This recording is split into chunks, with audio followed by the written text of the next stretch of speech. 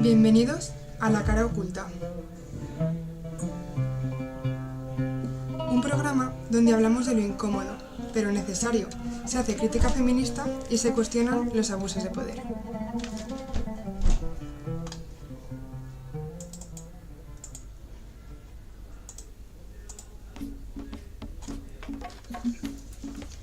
Soy Candela Granero y damos paso a un nuevo episodio de La Cara Oculta.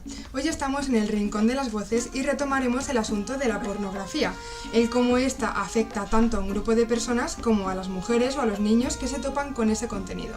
A su vez hablaremos de cómo afecta a las relaciones sexuales con la pareja. Para ello me acompaña mi compañera Sara, gracias por estar aquí. Gracias a ti, Candela.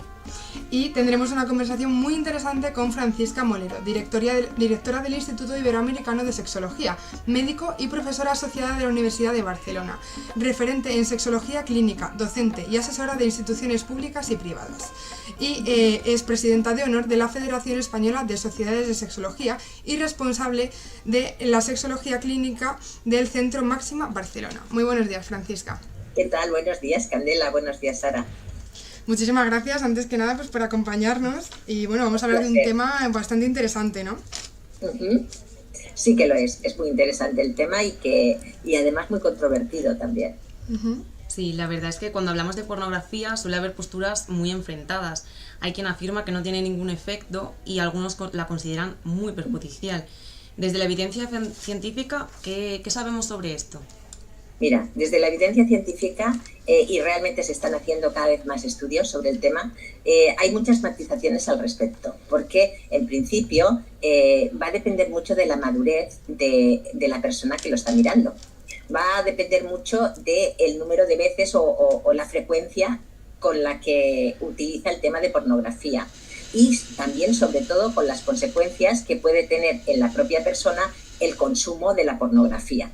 ¿Vale? Entonces, decir eso que se dice, ¿la pornografía es buena o es mala? Eso es muy relativo, porque en realidad es un contenido adulto que una persona que tiene criterio y que en un momento determinado lo puede utilizar como un estímulo, simplemente como un estímulo visual excitatorio, como hay otros estímulos, pues no tiene por qué haber ningún problema. Si tiene, evidentemente, esa mirada crítica. Otra cosa es que solamente lo utilice como el único recurso de excitación.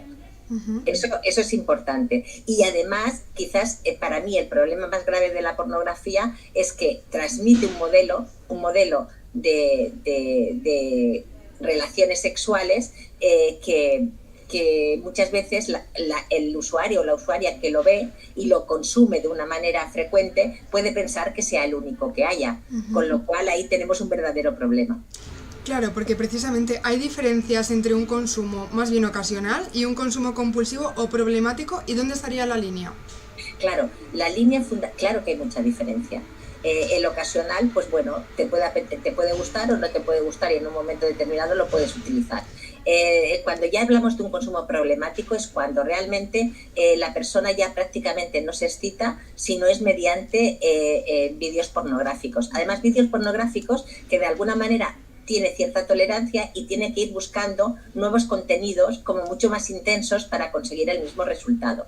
Y además es un tipo muy problemático cuando realmente eso le interfiere pues en su vida y en sus relaciones, ¿no? Es decir, utiliza pornografía y solo se excita con la pornografía, no se excita con las personas, no se excita con ningún otro tipo de estímulo y eso al final le acaba creando una sensación de culpa y una sensación de malestar y una escalada de buscar sensaciones más intensas que realmente puede acabar en una disfunción y en problemas, ya te digo, si no de adicción, pero casi de consumo compulsivo.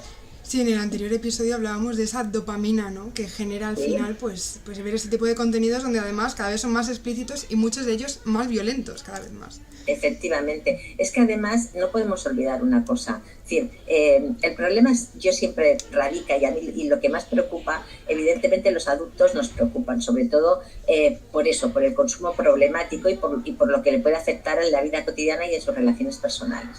Pero nos preocupa muchísimo fundamentalmente los niños y los adolescentes, ¿vale? ¿Y por qué nos preocupa tanto? por lo que hablábamos antes, y seguro que vosotros lo habéis comentado montones de veces, y es el tema del modelo que transmiten.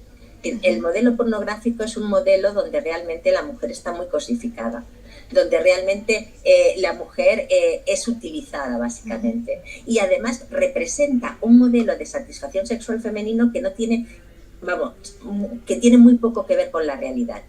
Si los adolescentes que ven estas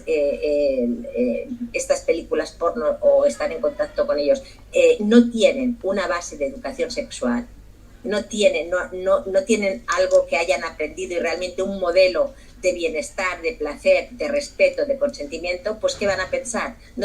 Que el único modelo que existe es este.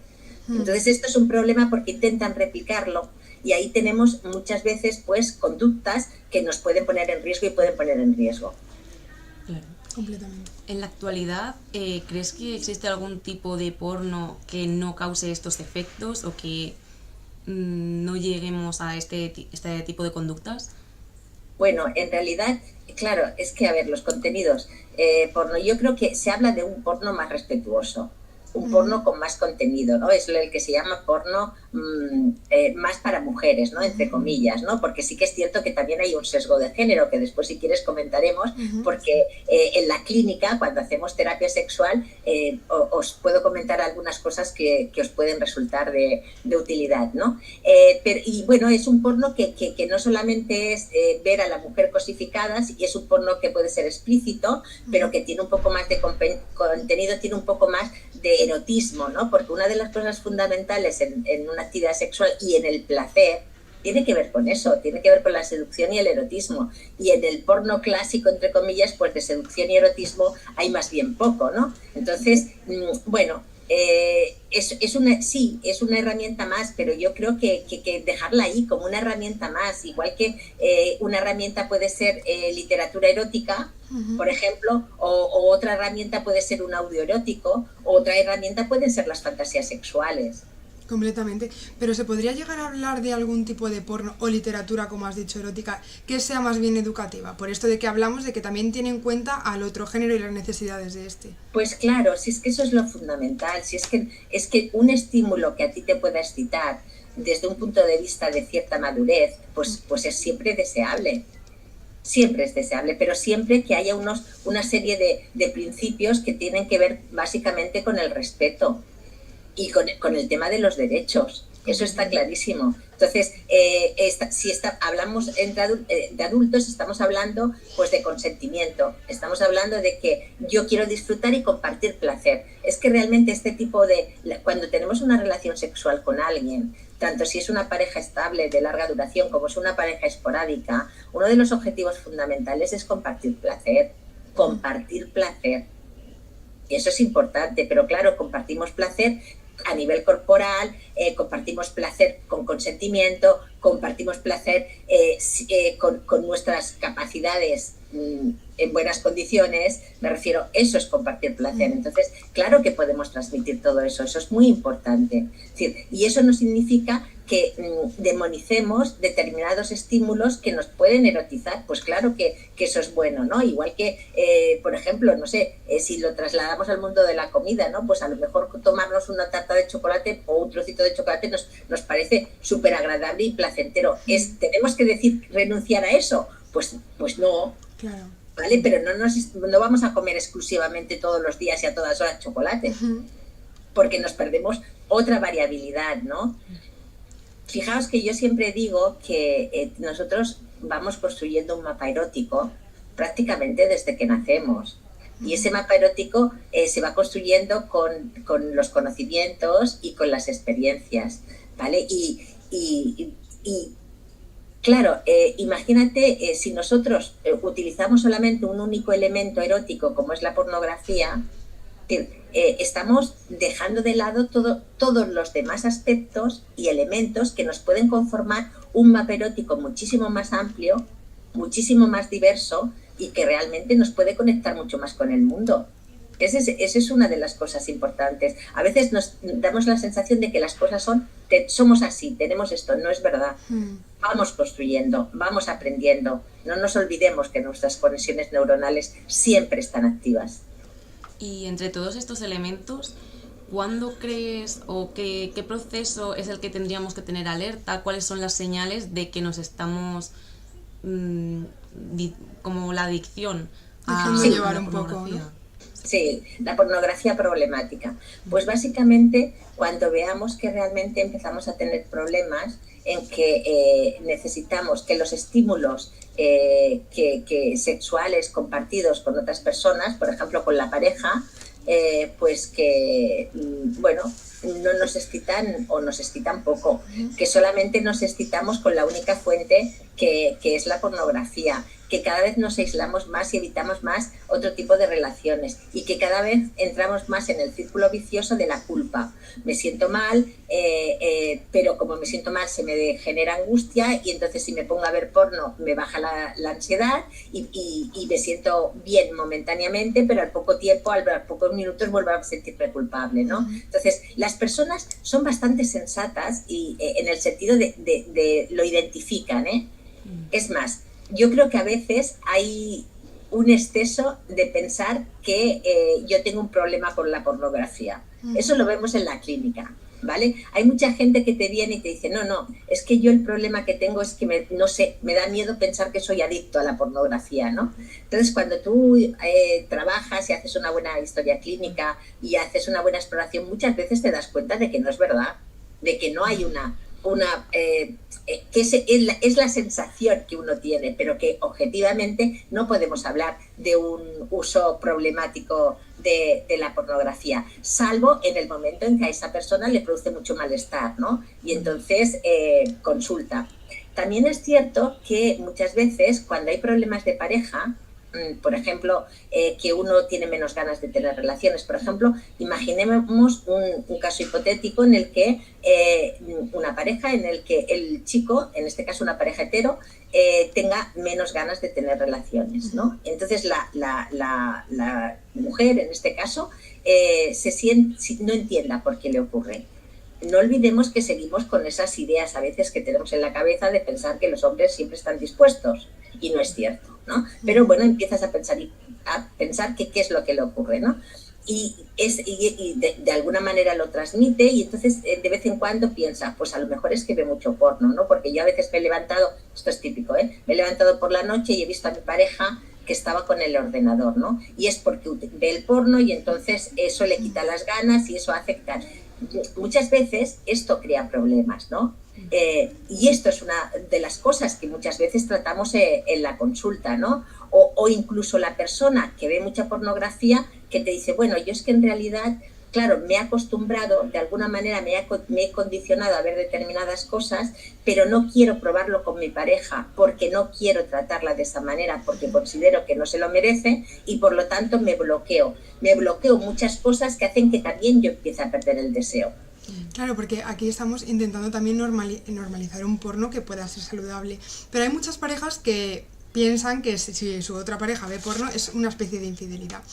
¿Qué les dirías o qué opinas de esto? Porque también existe la posibilidad de poder ver porno de manera conjunta y ver un porno, claro, lo que decimos, saludable, ¿no? Claro, fíjate, mira, yo en clínica, por ejemplo, cuando veo una pareja que tiene, por ejemplo, ¿no? Cualquier problema sexual, problemas de deseo y tal, muchas veces lo que hacemos es hacer les propongo que hagan, en su caso, un chequeo de la respuesta sexual.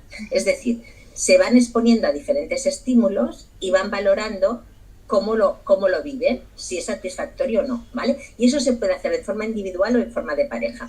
Cuando hablamos de estímulos sexuales, estamos hablando, por ejemplo, yo siempre les digo, imaginaros utilizar la imaginación, utilizar también un trocito de película porno clásica, utilizar otro trocito de película porno un poco más erótica, como habíamos hablado antes, ¿no?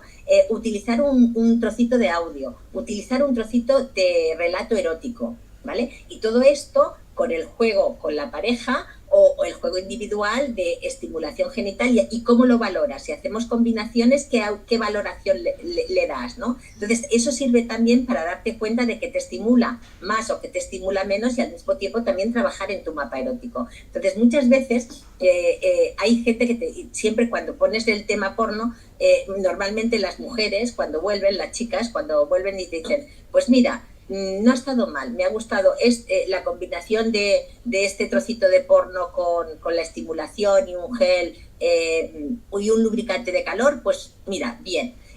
Y otras dicen, no, si es que no me gusta nada a mí, y el porno explícito es que no me gusta nada. En cambio, un relato erótico, pues mira, sí, resulta que he leído esto y tal. Entonces, claro, ¿es mejor un relato erótico que un trocito de porno? Es decir, yo soy mejor persona si me erotiza un relato erótico que un trocito de película. No, son diferentes estímulos. Lo que pasa es que depende de cómo yo utilice esos estímulos y si lo hago como algo exclusivo, y entonces me pierdo todo lo demás, ¿no?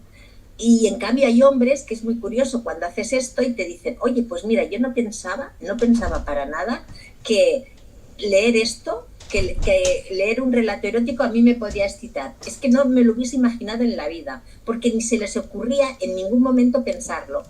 Pero cuando lo experimentan se dan cuenta de que también es un estímulo erótico que evidentemente pueden reaccionar ante él.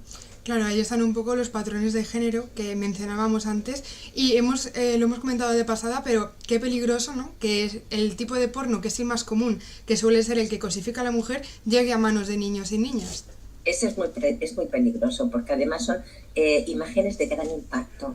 Claro, ese impacto significa que hay, cuando tú recibes un impacto de una imagen, y más en movimiento, el cuerpo reacciona. Y deja una cierta impronta. Entonces estamos hablando, las últimas estadísticas que hay, los estudios hablan de que en nuestro país y en Europa, pero en nuestro país de manera fortuita, a los 8 años te puedes encontrar con algún episodio de algún trozo porno en el móvil. Claro, un niño de 8 años, imaginaos a una niña, el impacto que puede tener una imagen de ese tipo, ¿no? Una imagen en movimiento. Esto puede producir muchos problemas y sobre todo si es algo que se mantiene. Es decir, además si lo van haciendo de una manera más o menos continua, eso está marcando un tipo de mapa erótico y una manera de ver la sexualidad. Piensa además que, claro, que los adolescentes tienen necesidad de conocer cosas. Muchas veces hablamos de educación sexual y en el colegio han hecho seminarios a veces o talleres, pero ellos quieren respuestas concretas, necesitan como saber, pero ¿esto cómo se hace? Claro, es que estamos hablando muchas veces, teorizamos muchísimo, que está muy bien y hay que hacerlo, pero hay unas cosas que son las necesidades reales. ¿Esto cómo se hace? La masturbación es buena, no es buena, ¿qué hago? ¿Me voy a quedar así? ¿Me voy a quedar así? ¿Qué tengo que hacer con mi chica? ¿Qué puede hacer para que se sienta mejor? Todas estas cosas no solemos dar respuesta porque no hay un programa, no hay una educación sexual integral. Entonces, claro, ¿dónde buscan la fuente? Pues en algo que sea totalmente explícito. Y es lo que ven. Entonces, claro, el problema es que se forman esa imagen y piensan que además la sexualidad femenina funciona de esa manera. Y claro, intentan reproducir eso con los problemas que conlleva. Pero es que muchas chicas que pueden entrar también en la dinámica de como pares de ver tipo porno, también se acaban creyendo que tienen que responder de esa manera y que tienen que aceptar cosas de esa manera. Y ese es el verdadero problema. Claro, es que parece que lo que nos seguimos encontrando es un tabú, porque aunque ahora hay mucha pornografía y hay mucho acceso a saber cómo es, pero realmente lo construimos a través del porno. Y esto ya no solo lleva a creencias erróneas, sino también a tabú sobre tu propio cuerpo, a cómo debería ser tu cuerpo. El autoconocimiento. Sí, que nos falta mucho. Efectivamente, es que afecta mucho la autoestima, la comparación, y más en adolescentes. Pensar además, o por ejemplo, o en personas más adultas, el tema de la erección. A ver, las erecciones de las películas porno son todas básicamente farmacológicas. Y además, y el tamaño del pene tiene mucho que ver con el enfoque que le da la cámara.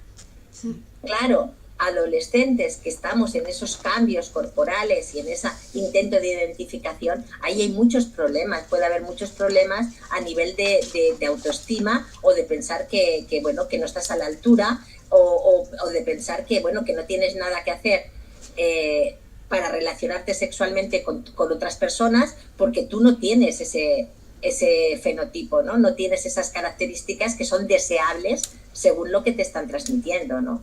Okay. Bueno, pues me gustaría un poco, para ir finalizando, si tuviéramos que imaginar una pornografía compatible con esta sexualidad sana de la que comentábamos, ¿qué características, para hablar un poco de lo concreto, ¿no?, podría reunir? Hombre, yo pienso que fundamentalmente un tema muy importante es el consentimiento, el placer compartido, no el hecho de el cuerpo y la sexualidad no solamente es un pene, ni es una vagina, ni una vulva.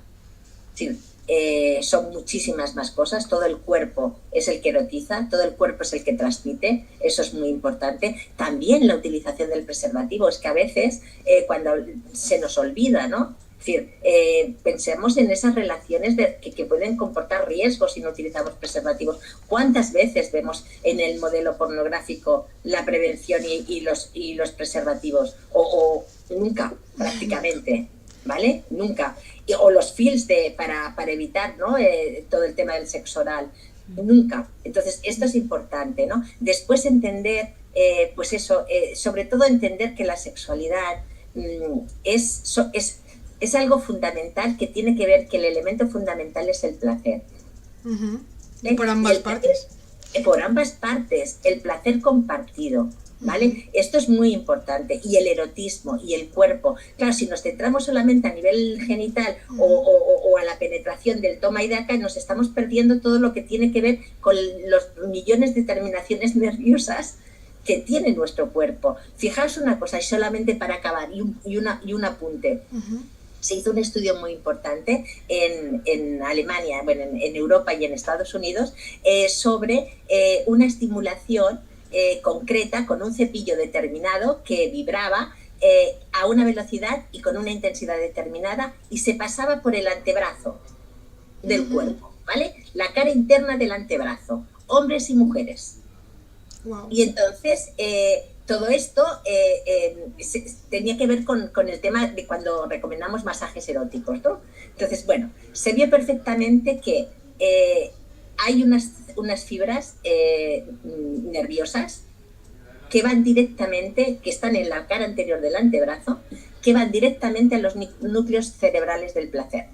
Wow. Directamente, ¿vale? Que son no melianizadas tipo T. No voy a hablar más, pero es así. Entonces, hay una velocidad determinada y una presión determinada.